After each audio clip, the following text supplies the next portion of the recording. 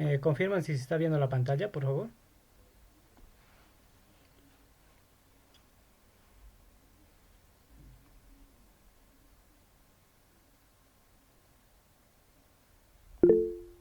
Ya, gracias, Walter. Ya bien, bueno, mientras va abriendo mi archivo de examen diagnóstico, recordemos, vamos a empezar con la primera pregunta. ¿Sí? La primera pregunta era cuáles son los estados financieros según la NIC número uno. Entonces, les decía ahí bueno, tenemos algunas diferencias con algunos colegas, ya que ellos dicen que son cuatro y las notas a los estados financieros no incluyen como un estado financiero. Sin embargo, la NIC número uno nos dice que sí, ¿no? Entonces, por ejemplo, aquí yo voy a venir, tengo mi NIC número uno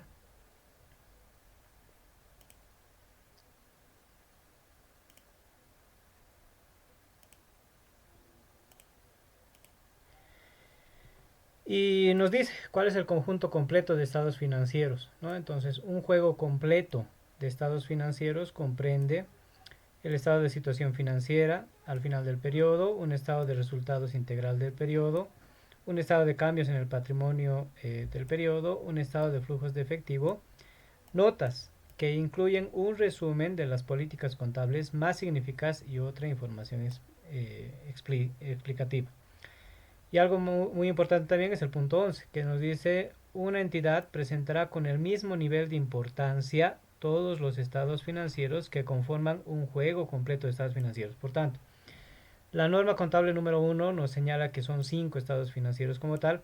El sexto no lo pongo porque es, bueno, el balance inicial cuando va a ser un comparativo. Pero al cierre de gestión realmente vamos a presentar sí o sí esos cinco estados financieros, ¿no? Y como ven la norma les dice que es del mismo nivel de importancia todos los estados financieros que conforman el juego completo de estados financieros. Ya, entonces ahí tal vez sustentando un poco del por qué yo digo que las notas a los estados financieros sí forman parte de los estados como tal, es esa, ¿no? Entonces, como les decía en algún momento, si algún colega les dice que no, pues simplemente díganles que se remitan a la norma, ¿no? Que es la NIC número uno en la que se establece este tema. ¿No? Entonces, bueno, la primera era sencilla, era un estado un balance general que lo conocemos nosotros, ¿no? Más comúnmente.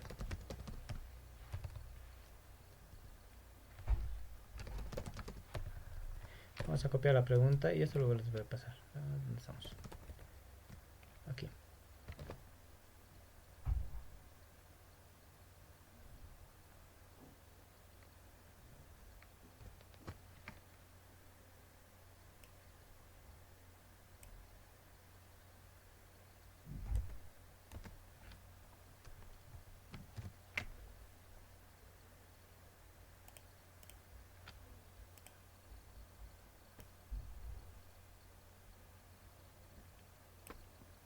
Ya. Entonces, esto va a ser el balance general, el estado de resultados, el estado de evolución del patrimonio, el patrimonio neto, algunos le dicen también así, el estado de flujo de efectivo y las notas a los estados financieros.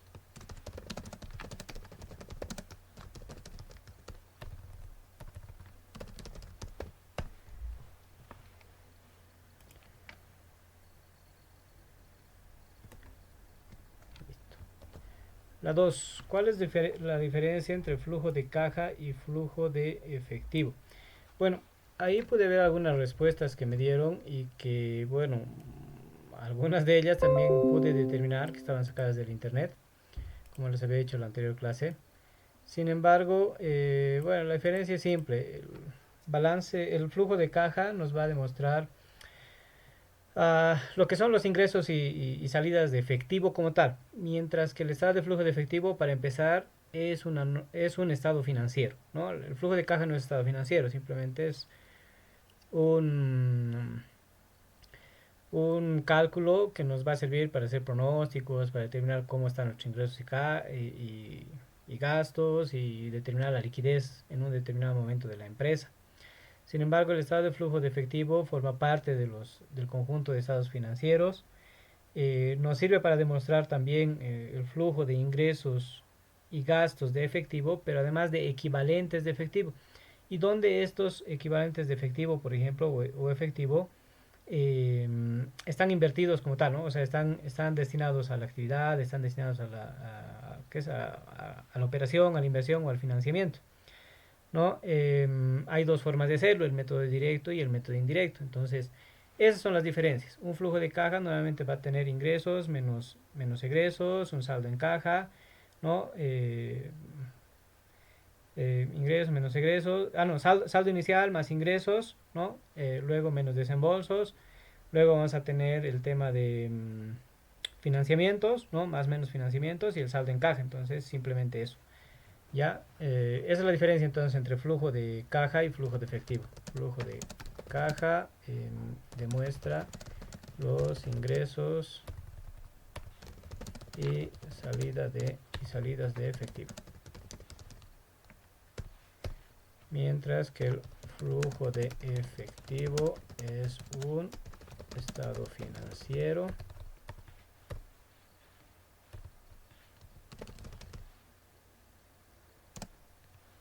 que nos demuestra los ingresos y egresos de efectivo y equivalentes de efectivo.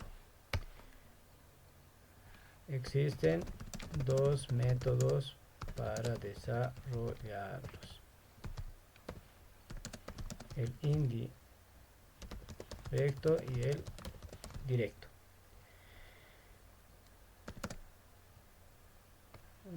Nos permitirá identificar si el efectivo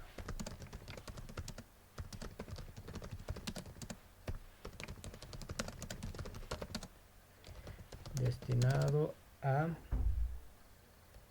actividades de operación, inversión o financiamiento. Ya, entonces, sí he visto en muchos casos de muchos estudiantes que realmente hacen bien su balance general, hacen bien su estado de resultados, pero ya cuando se trata de flujo de efectivo, ahí es donde muchas veces se complica, ¿no? Entonces, bueno, parte de ustedes ir siempre practicando y viendo las mejores maneras de poder hacerlo, ¿no? Por ejemplo, hay un método que utilizan en el Perú. Como les decía, yo daba clase allá, entonces he visto nuevas técnicas de poder hacer y la verdad es que me ha parecido muy interesante. Se tienen los estados, se hace asientos extra contables. ¿Qué quiere decir? Es decir, todos bueno, todas las cuentas que se encuentran en el estado de resultados las invertimos para volverlas al balance y a partir del balance, ¿no? Se hace el tema del flujo como tal, ya se va armando la hoja de trabajo del flujo. Entonces hay diferentes formas de hacerlo, pero al final, o sea, de tu hoja de trabajo que tú tengas, tienes dos formas de poder demostrarlo, ¿no? A través de un método directo o del método indirecto como tal. Y al final, bueno, ahí se ve dónde está destinado nuestro efectivo y nuestros equivalentes de efectivo, ¿no? En una empresa como tal. Pero bueno, estos simplemente eran conocimientos generales que nos servirían para la materia, para la carrera, pero en realidad se supone que esto ustedes ya lo saben hacer, ¿no? Entonces por ahí no vamos a entrar mucho en detalle de cómo se hace, pero por lo menos el concepto tiene que quedar claro para que vean la diferencia, ¿no? Que hay entre flujo de caja y flujo de efectivo, que normalmente lo, lo confunden. El tercero, aquí sí, en qué es previsión y qué es provisión. Eh, he visto la verdad respuestas, muchas copias del internet, la verdad. O sea, he puesto la misma respuesta en el buscador y me ha salido ahí tal cual, con puntos y comas, poco más. Pero bueno, al margen de eso, también he visto que en algunos casos estamos confundiendo los términos. Ya, entonces por ahí vamos a aclarar algo. Previsión y aquí vamos a poner provisión. La previsión son gastos que pueden ocurrir, ¿no? O sea, puede ocurrir en el futuro, pero que no sabemos el importe exacto, ¿no? Y ahí les decía que citen algún ejemplo. Por ejemplo, las indemnizaciones. Yo no sé cuándo va a renunciar mi personal y cuándo voy a tener que pagar las indemnizaciones, pero tomo previsiones, entonces voy previsionando, considerando que él va a renunciar tal vez este año, entonces yo ya voy viendo todo el tiempo que he trabajado y armando mi tabla de indemnizaciones, ¿no? Como una previsión. Em, Cuentas incobrables, ¿no? O sea, cuando tengo mis cuentas por cobrar, por ejemplo, yo debo crear una previsión. Entonces, yo no sé cuándo, ¿sí? Cuándo estos no me van a pagar. Entonces, voy tomando esa previsión. Pues no sé el monto exacto, pero sé que en algún momento puede pasar, ¿no? O sea, hay la probabilidad de que pueda pasar, la ocurrencia del caso. Mientras que la provisión es un gasto que sí o sí va a pasar, es decir, que se tiene certeza que va a ocurrir y además se conoce el monto. Por ejemplo, los aguinaldos, ¿no? En algún caso, o sea, si yo estoy analizando un presupuesto para saber cuánto voy a asignar a aguinaldo, esa ya es una provisión, porque todo mi personal a fin de año, o sea, por lo menos los que son de planta, sí o sí les voy a pagar su aguinaldo, ¿no? Eso es por ley. Obviamente ya hay casos específicos como el tema de los eventuales que les comentaba, pero bueno, eso no viene al caso, porque en realidad la norma te dice que para el eventual va a haber o no aguinaldo, porque eso está en función del presupuesto. O sea, si no hay presupuesto no se le da, si hay presupuesto se le da. Entonces con ellos no hay ningún, o sea, no tendría que haber ningún problema, pero para el personal de planta, yo sí o sí de toda mi estructura tendría que calcular su aguinaldo, o sea, como los 12 meses trabajados, y sé el monto que van a percibir, ¿no? Ahora es otra cosa que renuncien a medio camino y ese tipo de cosas, pero el monto ya está provisionado como tal, ¿no? Entonces, vamos a decir que la previsión es un gasto que puede ocurrir en el futuro, sin embargo, no se tiene la certeza del importe eh, que se ejecutará, ¿no? Y ahí les decía ejecutará. Por ejemplo, indemnizaciones. La provisión es un gasto que ocurrirá en el futuro. Ya sé que va a ocurrir, que además se tiene la certeza del importe que se ejecutará. Entonces, como por ejemplo, tenemos ahí los aguinaldos, ¿no? En una previsión, por ejemplo, otro caso que se puede tocar es el tema de la lactancia, ¿no? O sea, yo no sé cuántos empleados o cuántas personas que trabajan en mi empresa van a tener bebé este año, ¿no? O se van a embarazar, si fuesen mujeres o varón también, ¿no? O sea, eh, no sé cuántos, entonces yo tomo ciertas previsiones, ¿no? No es una previsión, es una previsión, o sea, sé que va a ocurrir, o sea, sé que podría ocurrir, pero no sé cuántos van a ser los casos. Entonces pongo un monto global y a partir de eso se dará o no se dará, ¿no? Entonces más o menos esa es la diferencia entre previsión y provisión, ¿ya? Seguimos con las teóricas, vámonos a las otras, a ver, ya, fácil, la 4. ¿Qué decreto regula las depresiones? El decreto supremo 24051. No, por ahí veía alguno que me ponía 21459, pero no sé, algo así. O sea, al revés los números. Eh, es bueno que siempre ustedes como contadores públicos que van a ejercer el tema de la auditoría, van a hacer controles y demás, tienen que saber qué norma aplicar, ¿no? Entonces, el decreto supremo 24051, ¿no? Es el que rige a nivel nacional. Luego, vamos, 5. Ya. Aquí vamos a entrar a ventas. Esta es proyección de ventas. Esta es fácil también. A ver, hay diferentes técnicas que se utilizan para pronóstico de ventas. A ver, ¿por qué? Bueno, para pronósticos en realidad. ¿Por qué les puse esta pregunta? Imaginémonos que nosotros como contadores públicos o auditores, o sea, nuestra unidad de auditoría interna, estés haciendo evaluación a un presupuesto, a la formulación del anteproyecto de presupuesto, ¿no? O sea, queremos ver qué tal han formulado.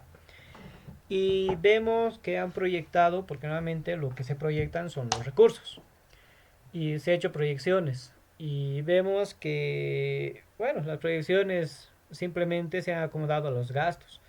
A ver, ¿qué es lo que pasa en presupuestos? Les decía, los ingresos totales, esa es una regla, o sea, el equilibrio, los ingresos totales deben ser iguales a los gastos totales. Por tanto, ¿qué se debería hacer en la teoría? Yo primero debería pronosticar mis ingresos, ¿sí? Para saber cuánto voy a tener, digamos, 100.000 unidades monetarias. Y a partir de eso, ¿no? Ahí.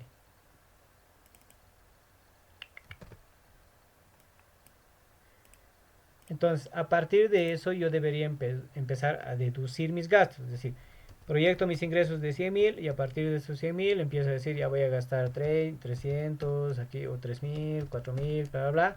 Y al final debo llegar al mismo importe, ¿no? Al mismo importe que mis ingresos. Ese es un presupuesto como tal.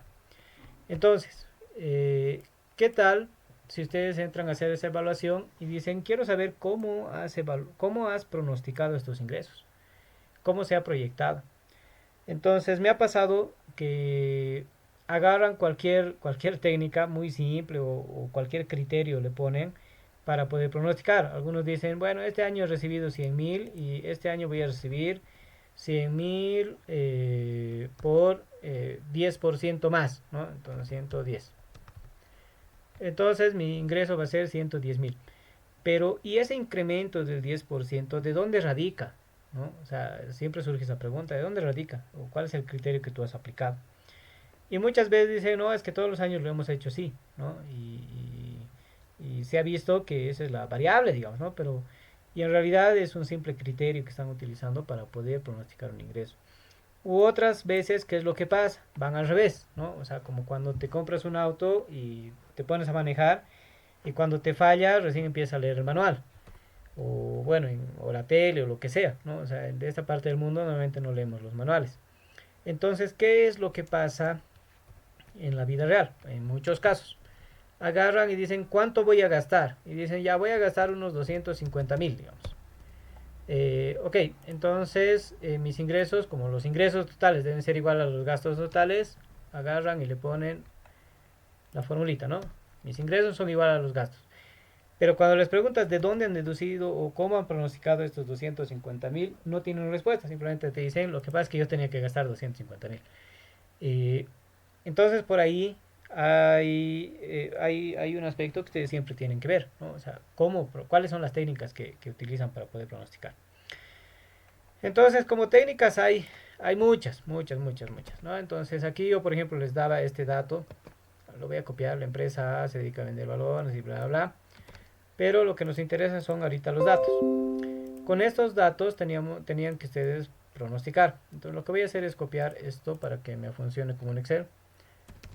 Gestiones 2019, 2020 y hasta el 2024. Esto vamos a poner general más. Ya. Aquí vamos a poner fútbol. Aquí tenis. Ya, aquí para el primer caso vamos a hacer eso. Entonces, 10.500. Ahora sí. 13.300. 15.500. 18.400. 21.000. Listo. En tenis, 14.500. 16.800. 17.900, 19.100 y 20.500. Listo. Hay una técnica que es de las técnicas más simples y que muchos utilizan y que no es la más fiable. Ya, sin embargo, bueno, he visto casos y he visto casos, ¿no? Entonces, una de las técnicas, por ejemplo, son los promedios simples. Promedios simples o promedio simple. Entonces, ¿qué nos dice esta técnica de promedio simple? Agarro y saco un promedio, ¿no? Simplemente un promedio general de todo ese rango. Listo. No, he podido ver que algunos hacen eso, pero bueno, mucho dependerá del por qué se hace de esa manera, ¿no? Porque si yo agarro y veo en un plano cartesiano, o sea, armo mi grafiquita, a cualquiera de estas, ¿qué es lo que va a pasar? ¿No? O sea, mi gráfica va a ir, ya no va a seguir la constante, ¿no? O sea, no va a seguir, no va a seguir la línea creciente constante en este caso, y más bien va a ir decreciendo, ¿no? Entonces, si ustedes se fijan, eso no es muy real. Hay casos, ¿no? Por ejemplo, ¿qué tal si mi capacidad productiva solo es 15.000? Entonces sí, esta técnica sería ideal, ¿no? O sea, puede ser que el primer año haya producido 15.000, me ha sobrado 5.000 y eso me ha servido. O sea, al año siguiente otra vez 15.000 y he ido reuniendo producto terminado, ¿no? Como para en algún momento producir 15.000 y 20.000 y vender 21.000. Entonces, dependiendo de los casos, hay que siempre analizar. Sin embargo, por la lógica, no es muy razonable que la figura sea esa, ¿no es cierto? Entonces, pero es una técnica que se utiliza. Ustedes podrían utilizar cualquiera de las técnicas que existen. Ya, esa es una. Les voy a enseñar tres, que son las más básicas. Y bueno, hay otras más que bueno, después les voy a decir dónde pueden ver. El otro sería los aumentos simples, que también es muy utilizable. Entonces, ¿qué te dice esta técnica de los aumentos simples? Por ejemplo, yo tengo que encontrar mi variación. En ambos casos, una variación. Y lo que debo hacer para el primer año, 0. ¿Por qué? Porque no puedo ver cuánto ha variado con el año anterior. Sin embargo, los siguientes años sí puedo hacer eso. Digo, el año actual, es decir, las ventas del 2020 menos las ventas del 2019. Aquí lo mismo, ¿no? Las ventas del 2021 menos las ventas del 2020. Entonces, como está con fórmula, esto simplemente lo voy a jalar. ¿Qué te dice esta técnica de los aumentos simples? ¿No? Yo debo sacar el promedio, ¿sí?, de las variaciones, ojo, incluido el cero. ¿Por qué lo incluye el cero? Ya van a ver algunos teóricos que te dicen que no. Otros no lo incluyen porque, bueno, es un cero, ¿sí? Sin embargo, bueno, vean que el resultado cambia, ¿no? Es 2625. Sin embargo, yo considero, y siempre he dicho, que se debería considerar el cero. ¿Por qué? Porque son todos los años que yo estoy utilizando como variable o como dato, ¿no? O sea, yo aquí tengo 5 años con los cuales estoy trabajando. Entonces, por tanto, los datos que yo tenga de estos 5 años, pues deberían considerarse, ¿ya? Entonces, bueno, son criterios que cada uno utiliza, pero esa es mi percepción y es como yo siempre he trabajado, ¿no? Y bueno, me ha funcionado bien, me ha funcionado bien. Entonces, jalo desde todos, ¿sí? Desde el cero, desde el año 2019 hasta el 2023 para sacar el promedio. Y luego sumo las últimas ventas más esa variación, ¿sí? Entonces ahí ya me sale un 23. Habilitaré a esa persona que está ingresando. Permítame un ratito.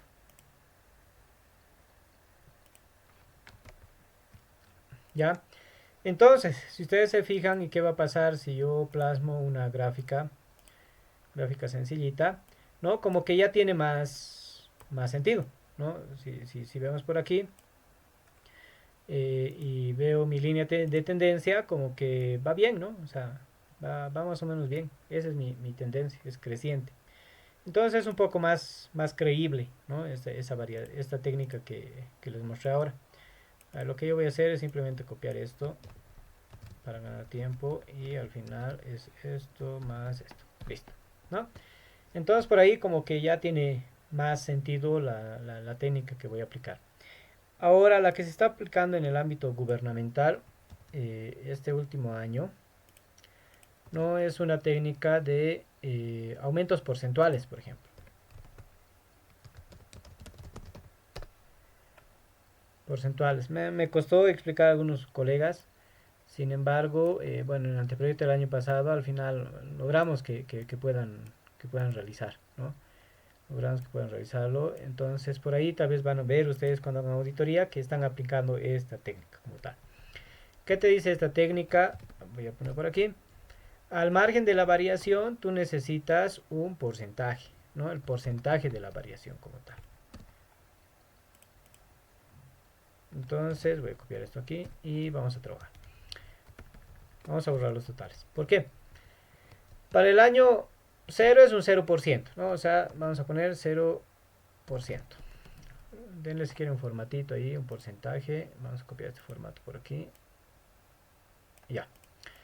Para el siguiente año lo que tenemos que hacer es dividir los 2.800 entre las ventas del año anterior. O sea, el año base, por decirlo así. No, el año anterior en realidad.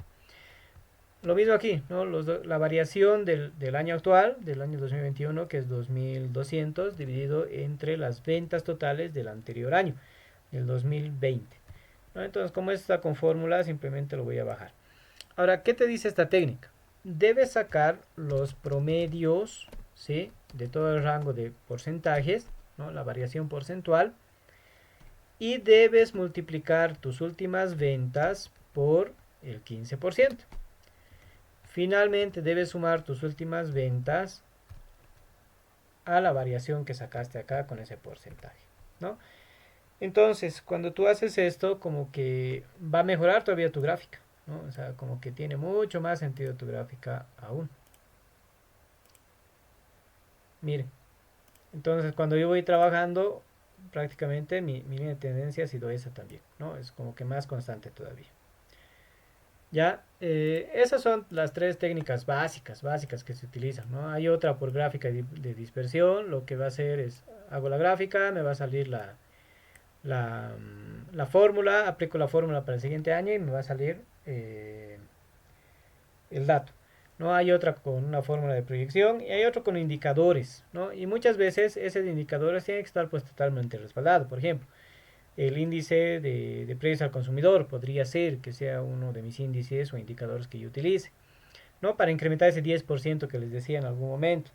O el nivel de inflación, digamos, no sé, llegar a un 5% y eso es lo que va a incrementar al año siguiente, ¿no? Entonces eso es un poco más teórico que se tendría que demostrar del por qué se está utilizando ese dato, ¿no? Pero que al final, o sea, igual sirve, ¿no? O sea, sirve como técnica. Sin embargo, esta creo que es la más usada y la de a través de una gráfica de dispersión, que sería como una regresión que se hace, ¿no? Este es el promedio y vamos a copiar aquí los datos. Entonces, cualquiera de esas técnicas valía. Por ejemplo, aquí tengo de una clase que doy en finanzas también. Presupuestos también doy esto, en finanzas públicas también, ¿no? Tenemos ahí la variación simple, tenemos el promedio simple, variación simple, la variación porcentual, que es hasta donde hemos llegado. También hay la de regresión lineal, que es a través de una gráfica que les decía, ¿no? Entonces se utiliza una fórmula, por ejemplo aquí si ustedes ven, hay una fórmula, hay unos datos que se han sacado, que en realidad sale de una fórmula que me da la gráfica misma, ¿no? Esta gráfica me da esa fórmula. Para poder ver la proyección. Entonces, si ustedes ven, o sea, igual la tendencia es la misma, ¿no? Es la misma tendencia creciente. A través de un indicador, ¿no? Entonces, si yo digo que el indicador es del 3,95%, entonces ahí voy sumando, ¿no?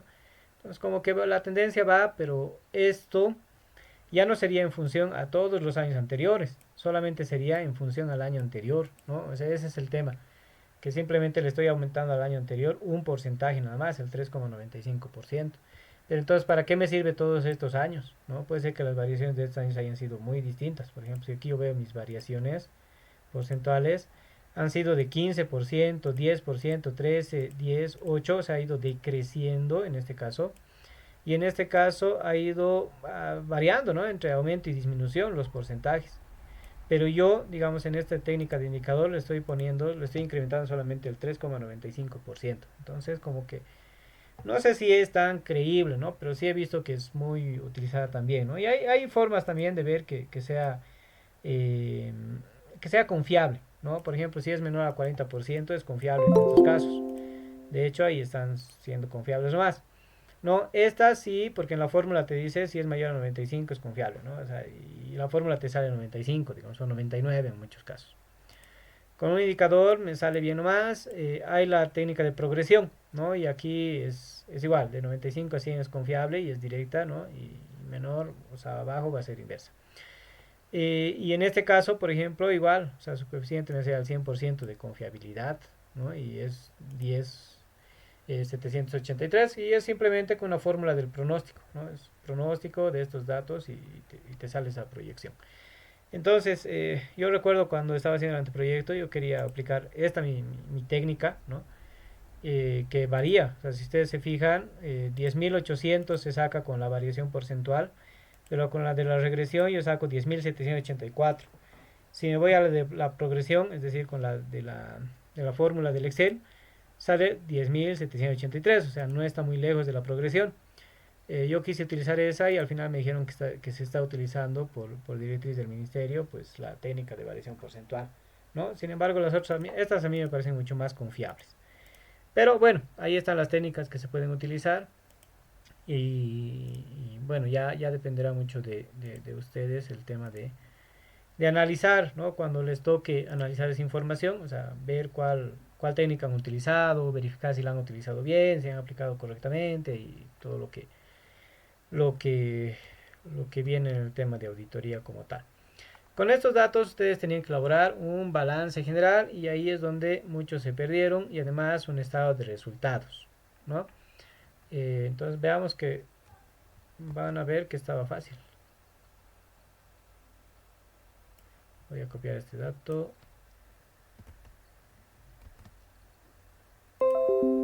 Ya. Hasta aquí, hasta este punto 5, ¿alguna duda, jóvenes, o algo que quieran decir? Porque parece que es un monólogo.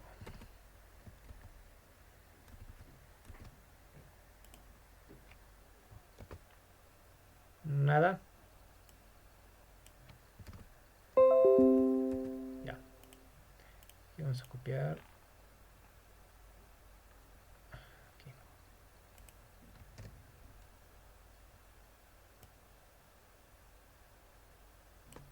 Ya.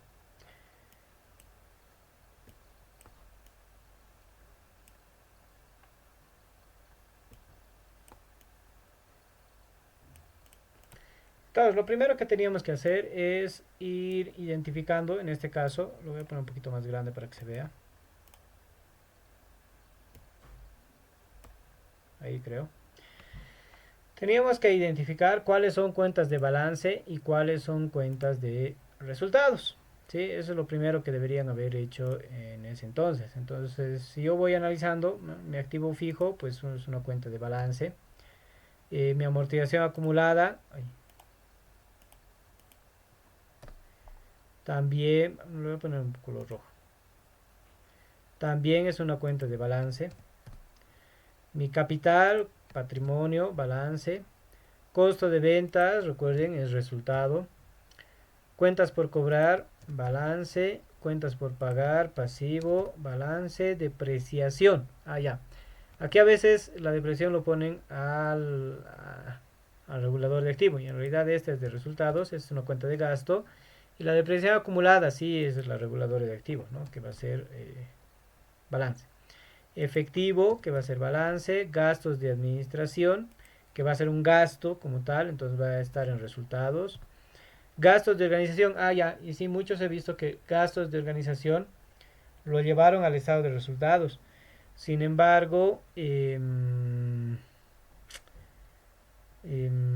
no está bien, ¿no? Los gastos de organización normalmente están en el activo, ¿no? Y estos en 4 años deberían desaparecer por norma. Entonces, ahí sí he visto eso, que lo han llevado ustedes al, ¿qué se llama? Al resultado. En realidad este es un balance. Gastos por ventas, este va a ser resultado sí o sí, porque está directamente relacionado con los ingresos. Gastos de venta fijos, variables, resultados. Inventario de mercaderías va a ser el balance. Obligaciones financieras, un pasivo, por tanto va a ser balance, ¿sí? Resultado, balance, balance. Otras cuentas por pagar, también pasivo. Préstamos por pagar, también pasivo. Utilidad acumulada, pues va a ser balance. Y las ventas va a ser resultado, ¿no? Y a esto lo que teníamos que incorporar nosotros son el resultado del ejercicio, ¿sí? Entonces, lo primero que yo tenía que hacer era armar mi estado de resultados para determinar cuánto es mi resultado del ejercicio y en base a esto llevarlo a mi balance general, ¿no? Entonces, para que ahí me cuadre mi cálculo. Vamos a armar. Entonces tenemos el activo, activo corriente. Y ahí voy a ir viendo algunos datos. Efectivo, por ejemplo, ¿no? Efectivo, cuyo importe es... tenía que sacar saldos también, ¿no? O sea, la idea era yo agarrar, lo primero que debería hacer es... Sabemos que el saldo de la cuenta efectivo es deudor. Entonces debería ser 295.593 menos 265.586. Listo. Ese es el dato que yo debería poner en el balance general, porque se supone que esa información que les pasé es como que mis mayores. Aquí voy a poner esto, contable. Ya. Eso es para el efectivo. Luego tenemos cuentas por cobrar. Cuentas por cobrar. Mismo ejercicio. Entonces esto yo me lo voy a llevar. ¿Dónde están mis cuentas por cobrar? Cuentas por cobrar aquí. No, pues no es un Excel. Entonces, sé que las cuentas por cobrar también es un saldo deudor. 86.828 menos 39.015. Listo. 47.813. Aquí voy a tener mi total. No, mi inventario de mercaderías me falta, ¿no? Inventario de mercaderías. Mismo ejercicio. ¿Dónde está mi inventario de mercaderías? Aquí. Entonces tengo 208.800 menos 192.400. Listo.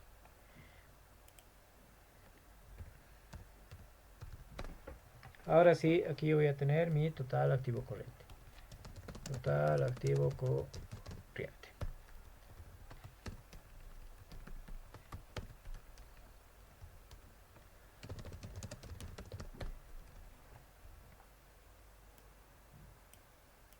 Ya.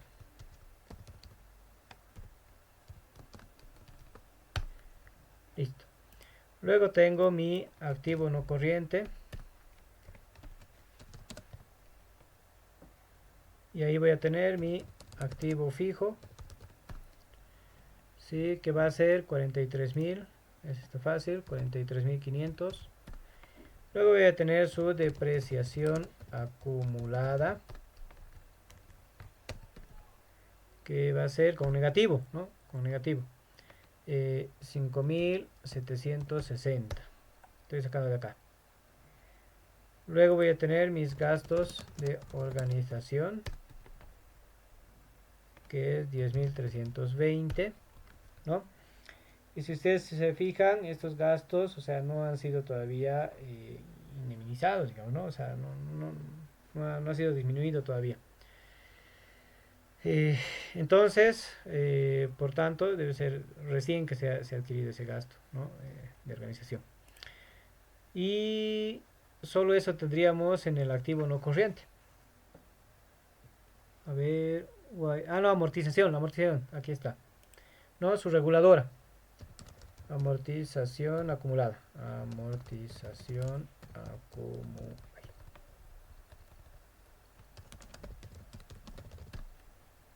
Amortización acumulada. Que con negativo. 2260. Listo. Un poquito lo hinchar y ya está. Entonces aquí voy a tener total activo no corriente. Vamos a copiar la fórmula. Jalamos. Listo. Y finalmente voy a tener mi total activo. Total activo.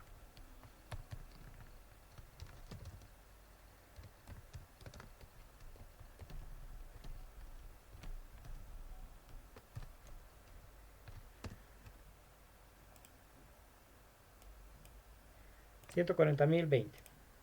Voy a armar mi pasivo. Voy a borrar esto. Aquí voy a armar mi pasivo.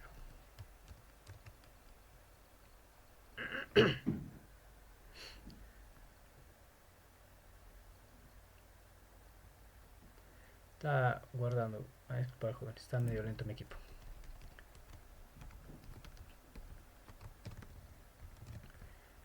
Ya. Entonces aquí voy a tener mi pasivo. Aquí voy a tener mi pasivo corriente. Y veamos. Costo, cuentas por cobrar. Ya está. Cuentas por pagar. Cuentas por pagar.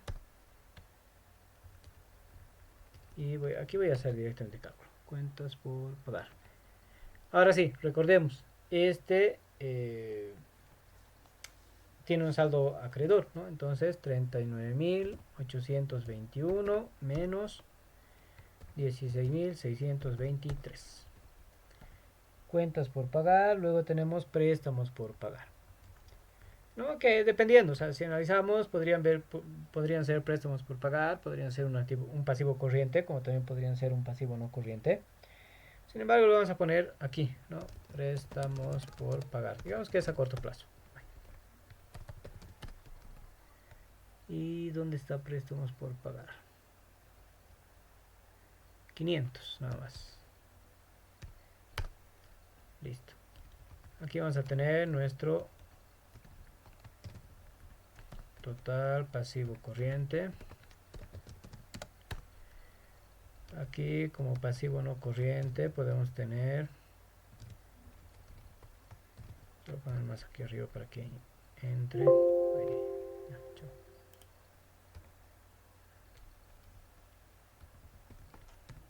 Ya.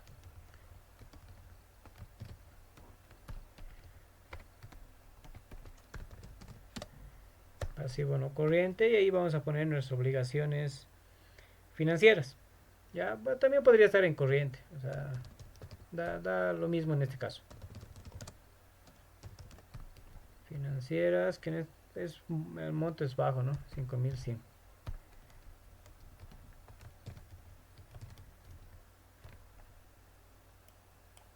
Ya. Aquí vamos a tener el total pasivo.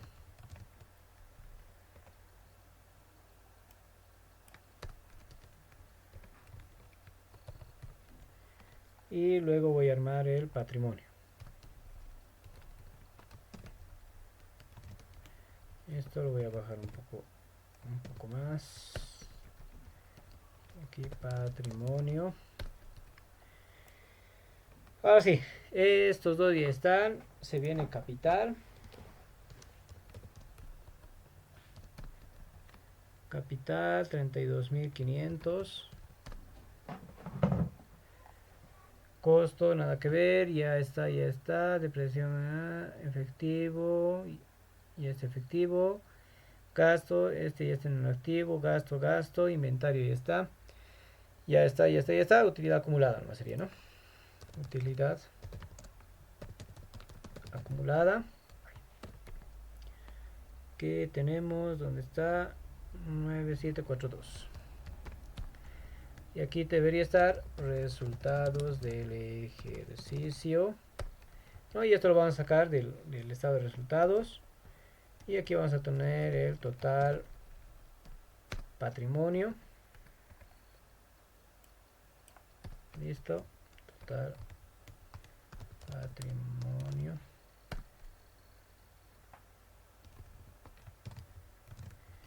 Y aquí total pasivo y VAT. Ya.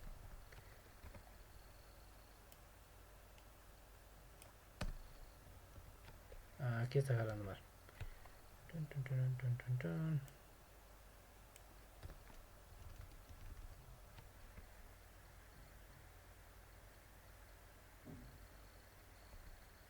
Claro, el resultado del ejercicio tal vez no me está jalando. Ojalá no desde arriba.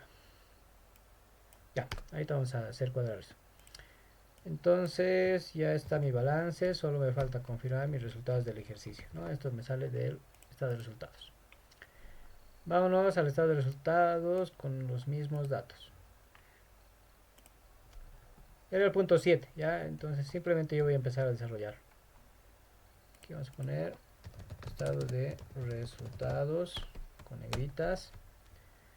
Y vamos a tener las ventas. Ventas, que en este caso es 296.000. Menos el costo de ventas. O menos lo ponemos. Ya bueno. Costo de ventas, donde está 192.400.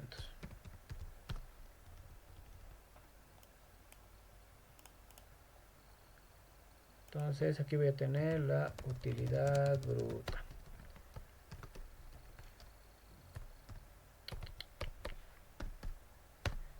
Listo. Luego voy a disminuir mis gastos, ¿no? Mis gastos operativos. Menos. Y aquí voy a ver qué gastos tengo. Costo de ventas ya está. Gastos de administración. Mis gastos de administración son 6.900.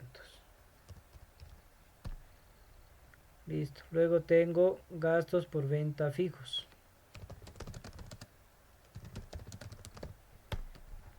Mis gastos por venta fijos 8.960. Luego tengo mis gastos de ventas variables.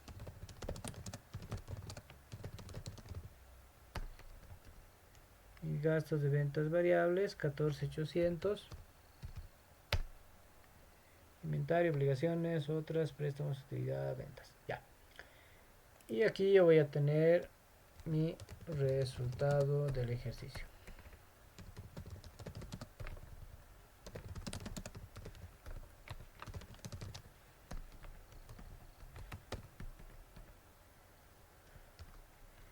Que va a ser esto menos la suma de estos.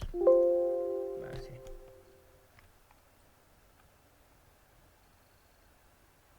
¿Qué me falta aquí? La depresión.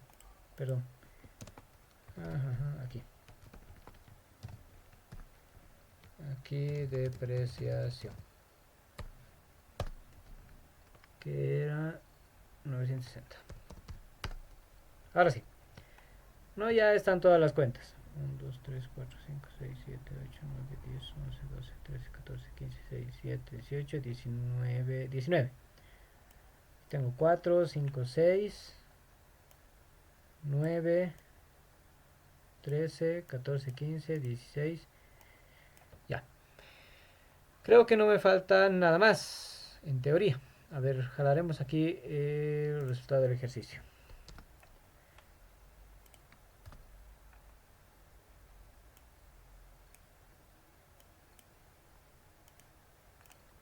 Ya. Ahí está, ¿no? Entonces compruebo. Activo menos pasivo y patrimonio tiene que ser 0. Listo. Ese era el ejercicio, ¿no? O sea, ese era el punto 7. Ahora, bueno, cuando estuve revisando los exámenes, sí vi que algunos le pusieron también el tema de impuestos, que está bien, ¿sí? Le sacan el 25% y le incrementaron eso. ¿Por qué yo no estoy considerando impuestos en este ejercicio? Porque para sacar el tema de los impuestos, uy, Yo necesito saber deducibles, ¿no? Los no deducibles, deducibles, como para poder sacar mi utilidad neta imponible, ¿no? Entonces, cuando yo tengo la utilidad neta imponible, recién puedo aplicar el 25%, ¿no? Pérdidas no compensadas y ese tipo de cosas. Entonces, por ahí, en este ejercicio no tenía esos datos como para poder yo determinar el 25% sobre qué base iba a sacar. No puedo sacar directamente de acá.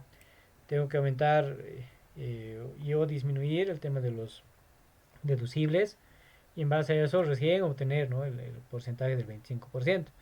Si ustedes entran a cualquier estado de resultados de cualquier empresa, nunca es pues el 25% de esto, ¿no es cierto? Por el tema de los deducibles y no deducibles, ¿no? Ahí es donde varía. Entonces, si ustedes ven, va a ser un 32%, 35%, o sea, nunca es el 25% que dice la norma en papel, ¿no? Pero en realidad en la práctica sí es porque se saca en base a la norma la utilidad neta imponible. ¿Ya? Entonces para este ejercicio podrían haberlo hecho así. Vi que algunos han hecho con el tema de impuestos, igual les ha cuadrado y me parece bien, ¿no? Está bien lo que han realizado jóvenes. Los que han logrado hacer esto, que deben ser unos dos o uno, ¿ya? Por si acaso. Vamos al siguiente punto, el 8. Ya este era interés simple, o sea, no era gran ciencia, era mate fin, con un interés simple, entonces no deberíamos perdernos. Hay alguien que creo que quería entrar a esta hora. Miguel, me va a permitir.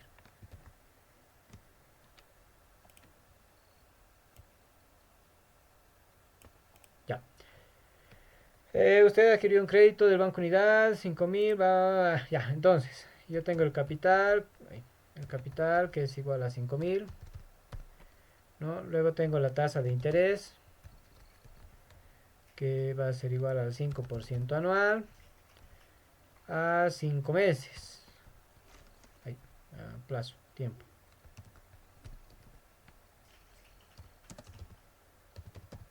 5 meses, ¿no? Entonces, lo que yo debo hacer es tener la misma unidad de medida, tanto en la tasa como en el plazo, ¿no? Es lo que me dice la regla básica. Entonces aquí yo le voy a poner 5, ya voy a exponer en meses, por tanto este 5% lo voy a dividir entre 12.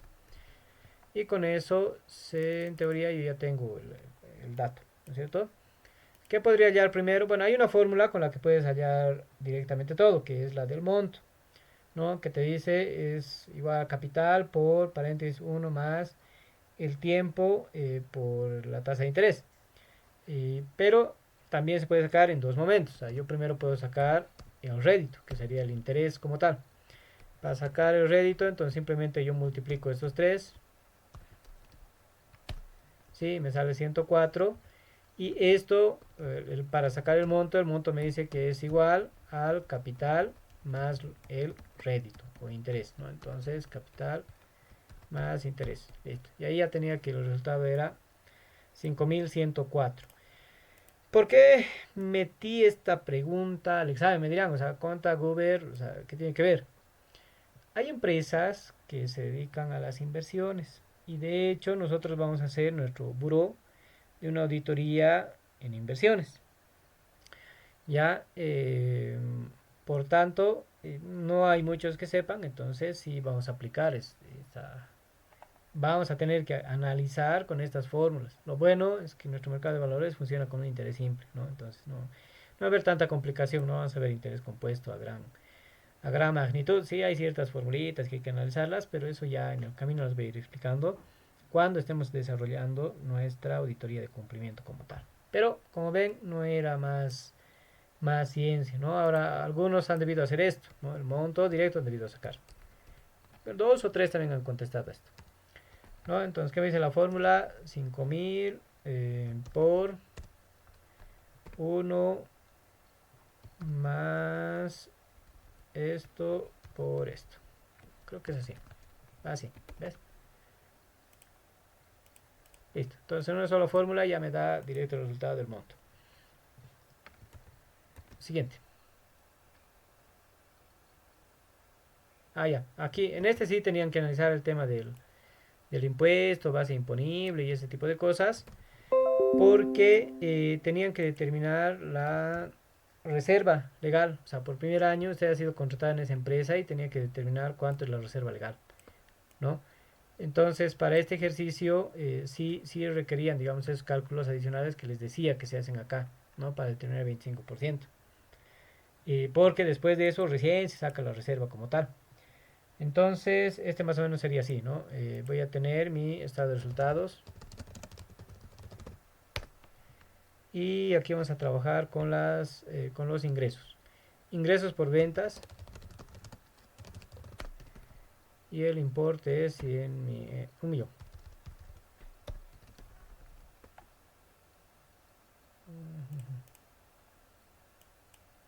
Ya. Estoy yendo así, ¿no? Mis ingresos por ventas, tengo 1 millón. Luego el costo de ventas asciende a 500.000. Ahí voy a sacar mi utilidad bruta. Luego voy a disminuir mis gastos operativos, que son 2.000. Y ahí voy a tener la utilidad antes de impuestos, ¿no? Y ahí voy a hacer mis cálculos adicionales con los no deducibles y con la pérdida no compensada de la gestión anterior para luego determinar mi utilidad del ejercicio o mi resultado después de impuestos, ¿no? Y ahí yo lo voy a aplicar mi reserva legal del 5%, que es lo que te dice la norma, y voy a sacar el resultado del ejercicio como tal, ¿no? Entonces, a ver, hagamos. Aquí menos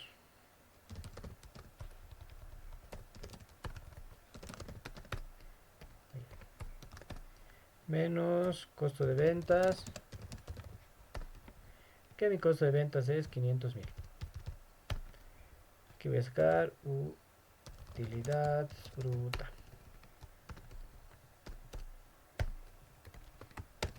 Listo.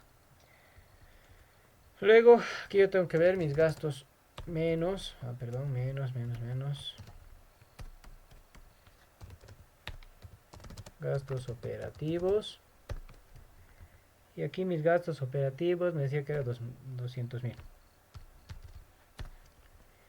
Y voy a sacar mi utilidad antes de impuestos.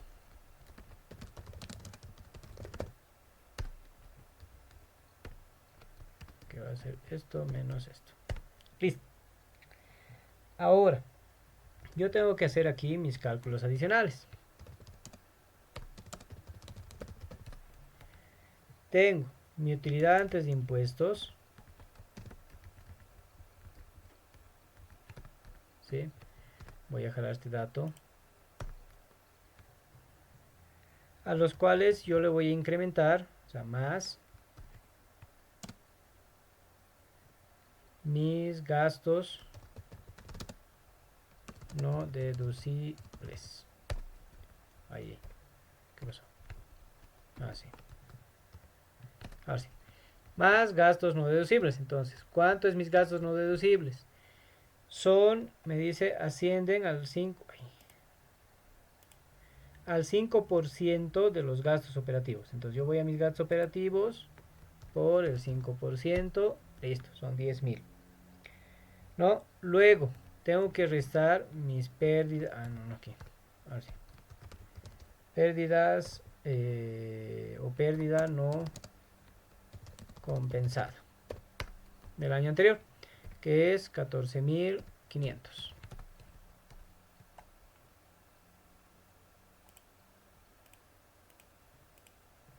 Y aquí voy a sacar mi utilidad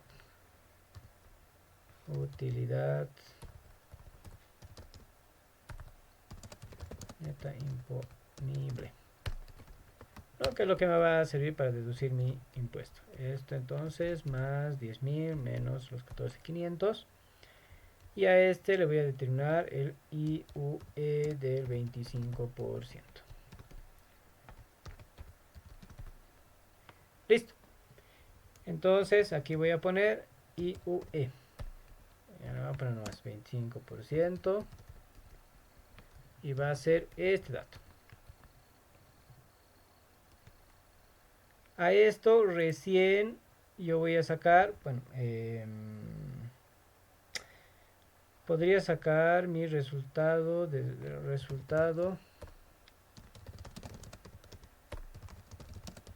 después de impuestos, ¿no? O sea, resultado después de impuestos. Nuevamente aquí se pone ya la reserva, ¿no? Entonces lo que se debería hacer es lo siguiente, ¿no?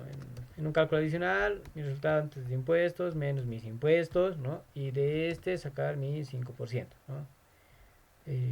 Por el 5%. Más o menos eso debería ser para que esté en una sola, o sea, impuesto, reserva y el resultado del ejercicio. Pero también yo puedo sacar mi resultado después de impuestos, que va a ser lo mismo, ¿no? Lo que hice hace rato, o sea, ahí. Y aquí yo voy a tener mi reserva legal del 5%. Ahora sí, le saco el 5%. Y al final voy a tener el resultado del ejercicio.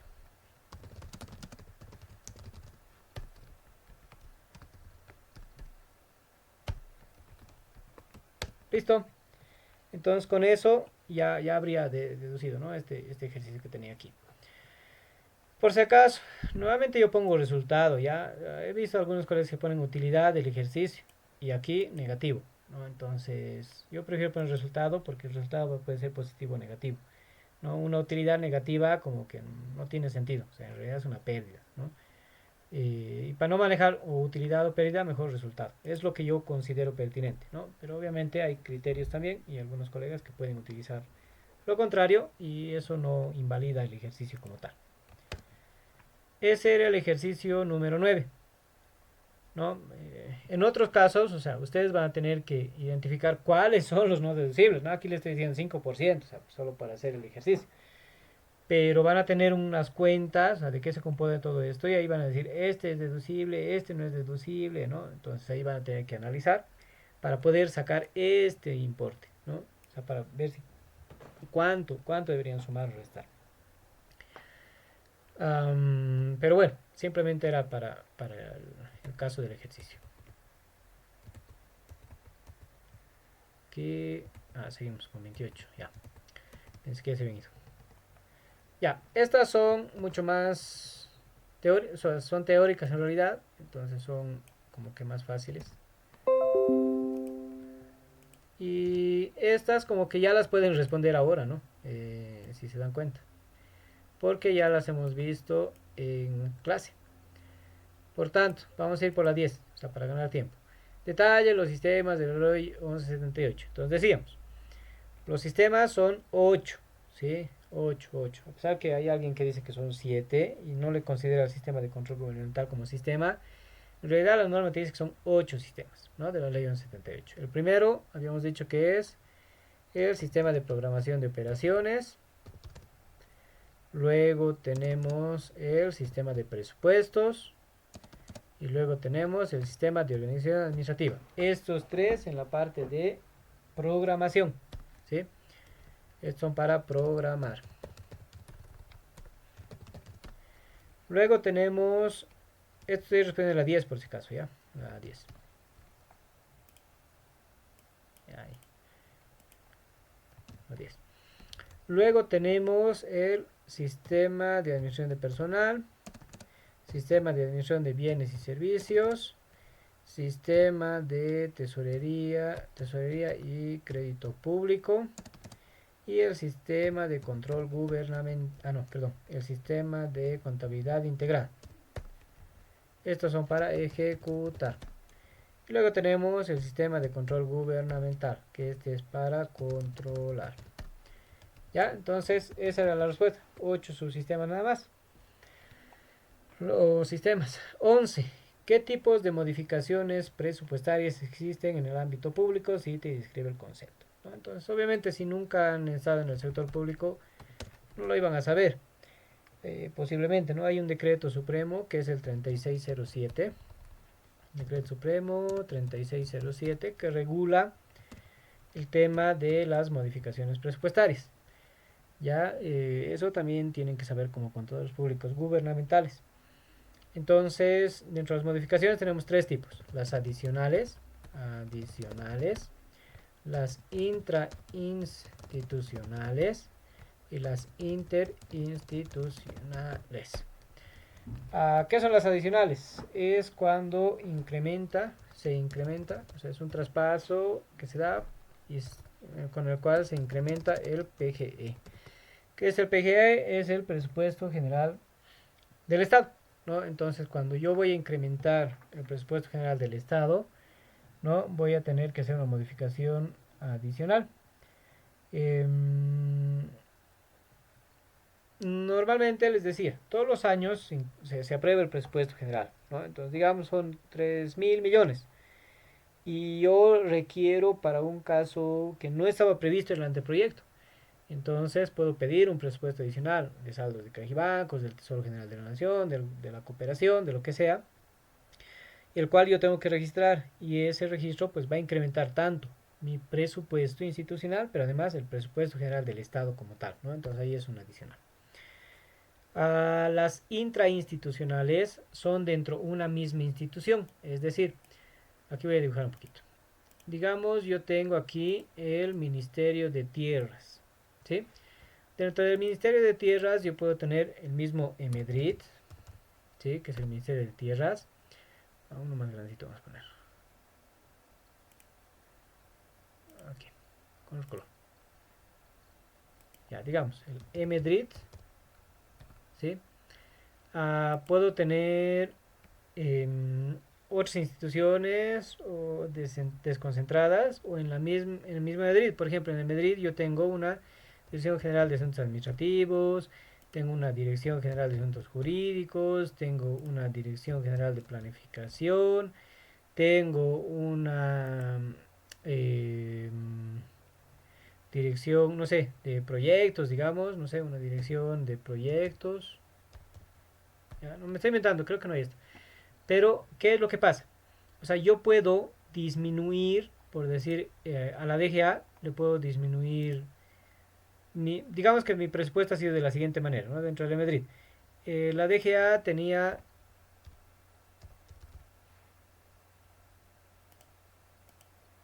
10.000.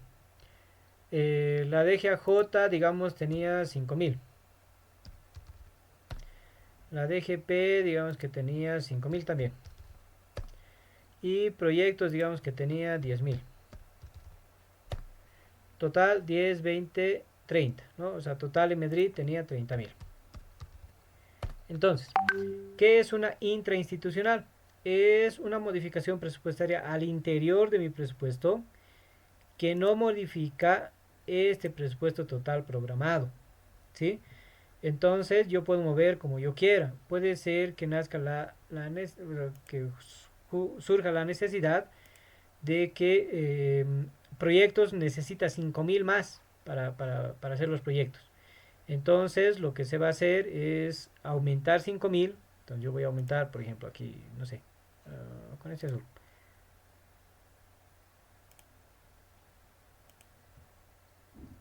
Más 5.000. Entonces voy a tener 15.000 en proyectos. Y voy a tener que disminuir de alguno de los otros, ¿no? Por ejemplo, aquí yo podría restarle. Aquí, digamos, le voy a restar 3.000 menos 3.000, digamos. Y a este le voy a restar 1.000. Y a este otro le voy a restar 1.000.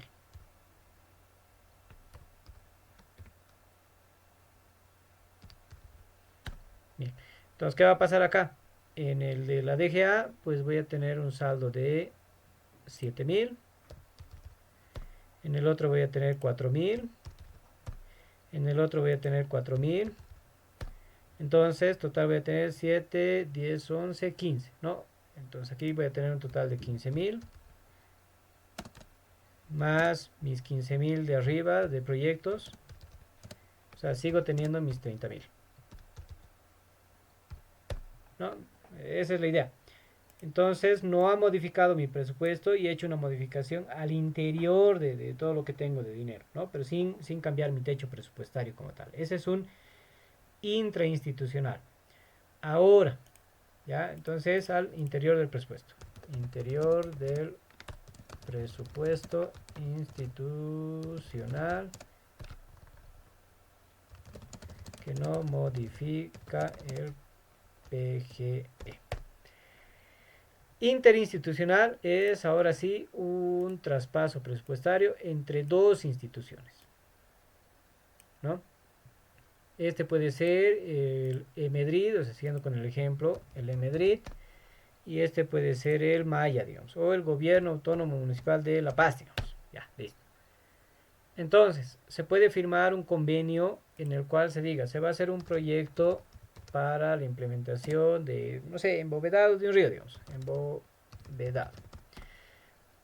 Para esto yo tengo que tener un convenio en el cual yo establezco los porcentajes, ¿no? Entonces, para la ejecución del convenio, digamos que es de 100.000, el municipio va a poner el 10%, ya, nada que ver en Madrid con embovedado, ¿no? Pero bueno, es solo para ejemplo. Y 90% va a poner, digamos, el Madrid, ¿no? Entonces, ¿qué quiere decir? Que va a dar 90.000 y este va a dar 10.000. Ahora, ¿qué es lo que pasa? Estos registran en sus presupuestos como tal, pero el proyecto, uno de los dos va a ser el que va a ejecutar. Digamos que este proyecto lo va a ejecutar el Emedri directamente porque tiene la cuota más grande. Entonces, ¿qué es lo que tiene que pedir? Que este gobierno autónomo municipal de La Paz pues le transfiera los recursos al Emedri. Entonces, lo que va a hacer aquí se va a disminuir, ¿no? Se va a hacer una disminución de 10.000. Por tanto, aquí va a tener un saldo cero, ¿sí? Y aquí va a incrementar esos 10.000. Por tanto, aquí su saldo va a ser de 100.000. Entonces, si ustedes se fijan, el presupuesto aprobado en el presupuesto general del Estado no ha modificado, ¿sí? No ha modificado, pero sí ha disminuido en el gobierno autónomo municipal de La Paz y ha incrementado en Madrid como tal, ¿no? Para la ejecución del proyecto. Entonces, ese es un interinstitucional, es cuando intervienen dos instituciones, o más pueden intervenir, ¿no? O sea, no solamente dos. Entonces, es un traspaso presupuestario entre instituciones públicas, sin modificar el PG. ¿Sí? Pues no ha modificado el presupuesto general del Estado. Ese era el 11. El 12, ¿cuáles son los momentos del recurso? Y el 13, ¿cuáles son los momentos contables del gasto? Y ahí sí me han puesto de todo. Los que trabajan en la función pública, 12 y 13, ¿ya? Y 13. Hay momentos contables, ¿no? Por ejemplo, en el momento de recursos, ¿sí? Perdón, en el tema de los recursos, cuando se hacen los registros de los recursos, se empieza con un momento de estimación, luego el segundo momento es el devengado y el tercer momento es el percibido, ¿ya? La estimación es cuando se está formulando el presupuesto general del Estado, ¿no? Entonces se hace la estimación de cuánto se va a tener. Devengado es cuando ya hay la obligación o el derecho para nosotros para poder tener ese ingreso, ¿no? Recurso es igual a ingreso. Y el percibido es cuando se hace efectivo, es decir, cuando ya me dan el dinero como tal. El 13, el gasto, es parecido. En el gasto tenemos la apropiación, ¿ya? Que igual se hace en el momento de presupuesto general del Estado. Luego tenemos el compromiso, que no afecta el patrimonio como tal, ¿sí? Pero aquí es cuando, digamos, se suscribe un contrato. Entonces agarramos, yo he formulado la compra de equipos de computación, ok. Hago mi certificación presupuestaria, digo hay presupuestos, se inicia el proceso de contratación y se adjudica a alguna empresa. Una vez que se adjudica a una empresa, yo ya puedo comprometer ese recurso, o sea, ya podría ir al momento de compromiso como tal. Entonces yo ya no voy a poder utilizar ese recurso para nada, ¿no? Porque ya está comprometido en base a qué? A un contrato suscrito entre la entidad y el proveedor. Luego surge el momento de devengado. Y cuando se registra en ese momento es cuando ya hay la obligación de pago. Es decir, aquí he suscrito un contrato. Entonces, en 15 días me tienen que entregar los equipos de computación.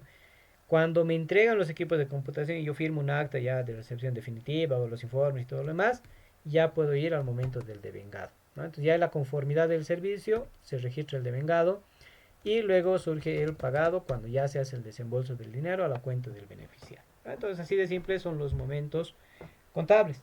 Ahora, vámonos a la realidad. ¿Se cumplirá? Les apuesto que no. En muchos casos los 4 momentos se hacen uno solo. Bueno, los 3 momentos en realidad. Ya, normalmente es así. no hay los que hagan el compromiso primero, luego el devengado, luego el pagado. Entonces el contador agarra y le pone un clic nomás, ¿no? Clic, clic, clic, listo, ya está sus tres momentos.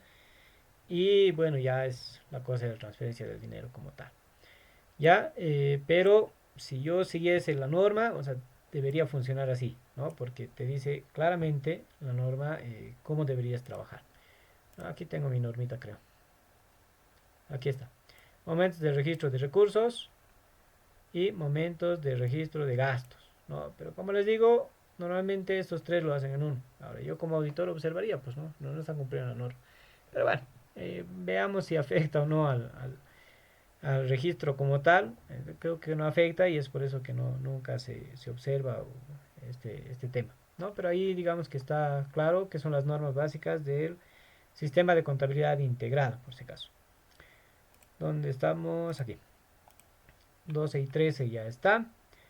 El 14, señalar los tipos de responsabilidad por la función pública, ¿no? Entonces ahí simplemente era señalar los tipos de responsabilidad por la función pública y habíamos dicho que hay una responsabilidad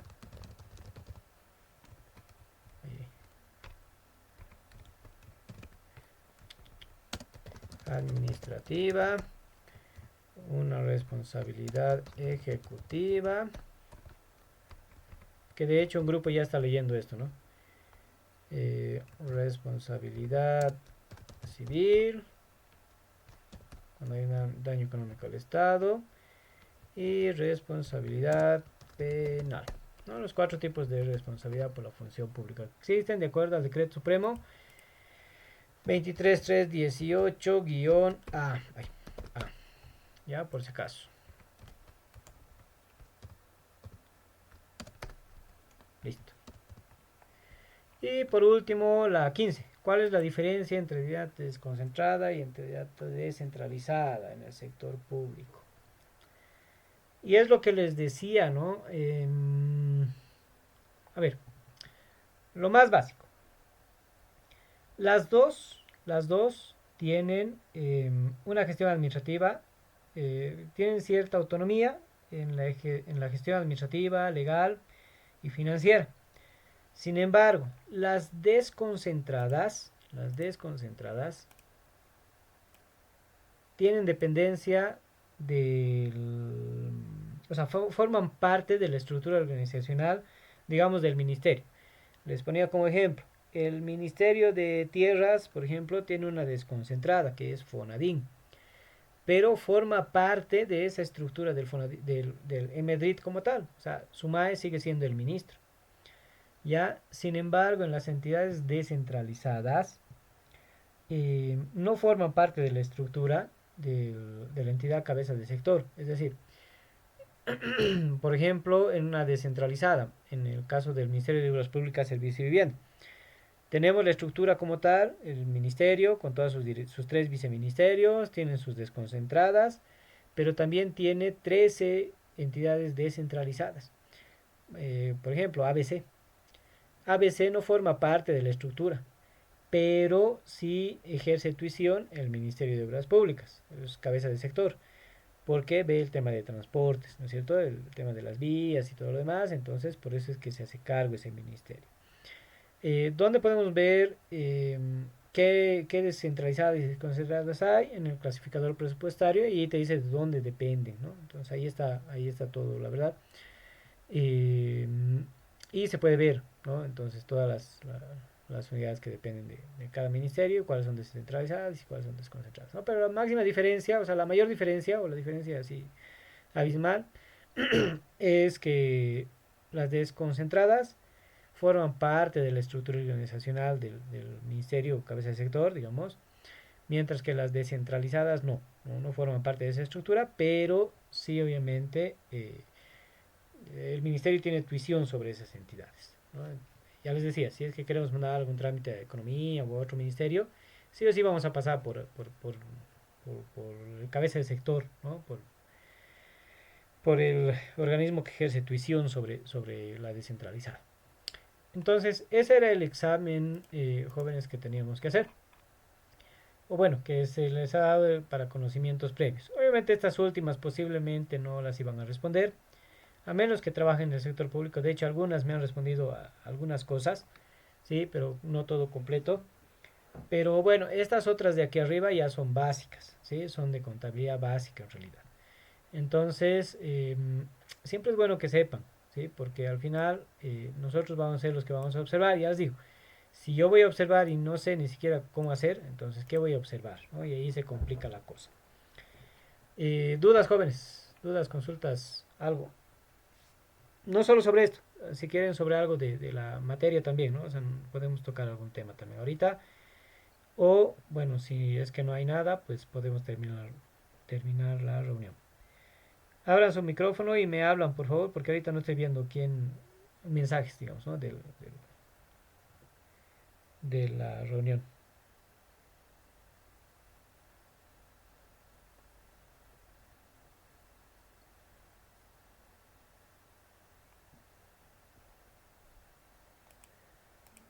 ¿No hay nadie?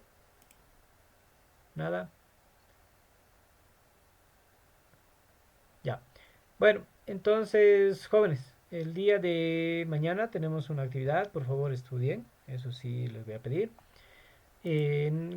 Bueno, ya tengo el módulo habilitado, sin embargo todavía no lo he configurado. Entonces ahí, por ejemplo, en el Moodle voy a subir, este es del otro grupo, ya, pero por ejemplo voy a subir una sección de clases recuperadas. Entonces aquí va a estar el link con el cual se incorporaron ustedes y voy a tener aquí la grabación, ¿no? El link de la grabación también. Entonces, si es que en adelante vamos a tener clases que recuperar, esperamos que no, lo vamos a tener por aquí, ¿no? Entonces, a veces la universidad saca algún instructivo, que no a veces suspende las clases, pero igual tenemos que reprogramarla, ustedes ya saben. Entonces lo vamos a tener en esta sección, ¿no? Clases recuperadas. Pero voy a habilitar otras secciones donde voy a ir poniendo el PGOC, ¿no? Obviamente voy a poner el PGOC, misión, lo que ustedes ya saben, grupo de WhatsApp, el link, pero además voy a poner cierto material, por ejemplo, lo que les pasé, esas dos normas que les pasé, las voy a ir subiendo aquí, las voy a ir almacenando conforme vayamos avanzando los temas, ¿no? Por ejemplo, es de otra materia que sí o sí debo subir videos, por ejemplo. En su caso no es así. Ahora, em, varias cosas de las que em, les doy clases, bueno, algunas se encuentran habilitadas por si acaso en el YouTube. Entonces, tengo un canal y ahí pueden ver los videos también. No, no todos están visibles, pero bueno, ahí pueden ver, ¿no? Por ejemplo, el de las proyecciones de events que les decía, ahí hay un video de 30 minutos que explico cada una, cómo se verifica y todo lo demás, ¿no? Hay el tema de muestra en auditoría, hay algunos exámenes de auditoría como tal, o sea, algunas resoluciones de casos prácticos, hay varias cosas por aquí, entonces tal vez a algunos les puede servir. Vayan indagando también, no está de más, ¿no? Porque eso también lo vamos a utilizar seguramente eh, en nuestra materia, ¿no? Que vamos a llevar a cabo y en el buró más que todo va a ser más en aula que vamos a trabajar. Sin embargo, algún material puede ser que nos sirva también. Entonces, si no hay nada más y nadie quiere decir nada, entonces estaríamos concluyendo nuestra reunión, jóvenes. Gracias por su participación, su comprensión y nos vemos el día de mañana en clase.